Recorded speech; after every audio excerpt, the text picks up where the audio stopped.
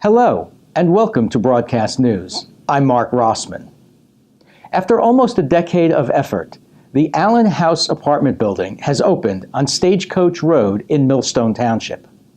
On March 10th, representatives of the Affordable Housing Alliance and the township celebrated the completion of the project with a ribbon-cutting ceremony. The Allen House was built to help Millstone Township meet its affordable housing obligation as mandated by state law. The building contains 10 apartments, and people age 62 and over whose income meets certain guidelines may apply to live in the Allen House. The property on which the Allen House was built was purchased by Millstone Township in 2007. Millstone Mayor Bob Kinsey acknowledged that the community is under an obligation to build affordable housing, and he welcomed the residents of the Allen House to the township. With more news, here is Jennifer Amato. A gun-shaped cell phone case is causing concern among local police departments. The North Brunswick Police Department and the Ocean County Prosecutor's Office have posted messages on Facebook warning residents about the black or white cell phone encased in a holder that looks like the barrel, handle, and trigger of an actual handgun. Local law enforcement officers are concerned that since the phone sticks out of the pocket, it could cause alarm and possibly unnecessary harm since officers only have seconds to make a decision on how to act in a dangerous situation. For more information on the problems surrounding the cell phone case, see your local Greater Media newspaper today. A portion of the former Legler landfill in Jackson could soon be leased to a company that will construct a solar energy facility at that location. An ordinance formalizing Jackson's 15-year lease with HESP Solar for the construction and operation of a solar energy system is scheduled to be considered for adoption by the Township Council on March 22nd. The Legler property on Lakehurst Avenue totals 135 acres, but the solar energy panels would be constructed on a portion of the property away from the capped landfill. Under the pending agreement, HESP Solar will pay Jackson a total of $1.9 million during the 15-year lease, and the township will purchase power that is generated by the solar panels. Final details of the agreement are being negotiated, according to municipal officials. An organization that advocates on behalf of children who have been removed from their home because of abuse and neglect is seeking volunteers. The court-appointed Special Advocate Program of Monmouth County, known as CASA, is seeking adults to act as advocates for children. In Monmouth County, there are about 600 children who are victims of abuse and neglect.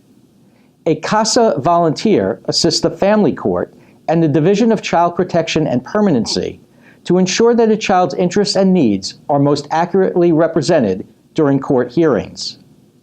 Tasks performed by volunteers include gathering information, investigating circumstances, interviewing relevant parties to a case, preparing reports, and making recommendations to the court. The next CASA training session will start in April. For more information, call Mary Ellen Rinaldi at 732-460-9100, extension 1011. And now, here is Tim Morris with sports.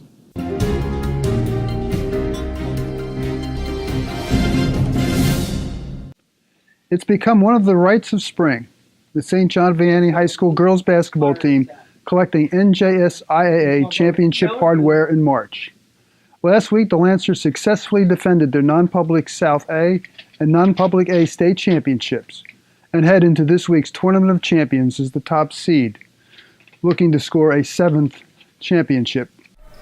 In their 39-25 win over Gloucester Catholic in the sectional final, the Lancers went inside early to Kimmy Evans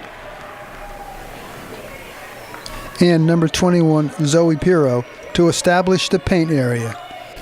Their three-point plays helped the Lancers jump out to a quick early lead and open things up for their outside shooters, like leading scorer Kelly Campbell, who knocks down a tray here.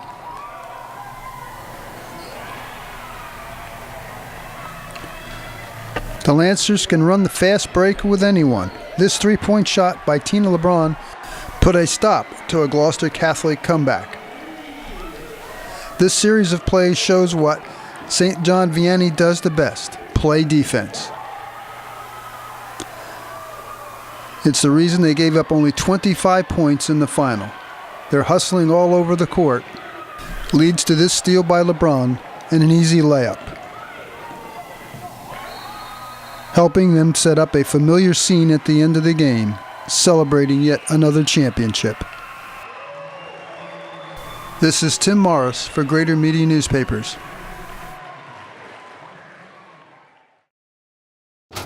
In sports, every battle comes with a start time. But our battles don't begin with a coin flip, and they don't end when the whistle blows. Our opponents, wind, rain, time, and chance, are always present. We wage a battle against darkness, against powerlessness. We're fighting right now, a team of more than 9,000. And if you don't notice us, that means we're winning. Here is Kenny Walter. Seabright may be joining the ranks of Long Branch, Asbury Park, and Point Pleasant Beach as towns charging for parking along the beachfront. The council is considering implementing 6 parking kiosks at the borough's beach lots in an effort to bring in additional revenues, possibly to offset the costs associated with Superstorm Sandy. The council still is considering pricing and whether or not to waive parking fees for residents. For more information, please visit gmnews.com. Thank you for joining us. Please visit gmnews.com next week for a new edition of Broadcast News.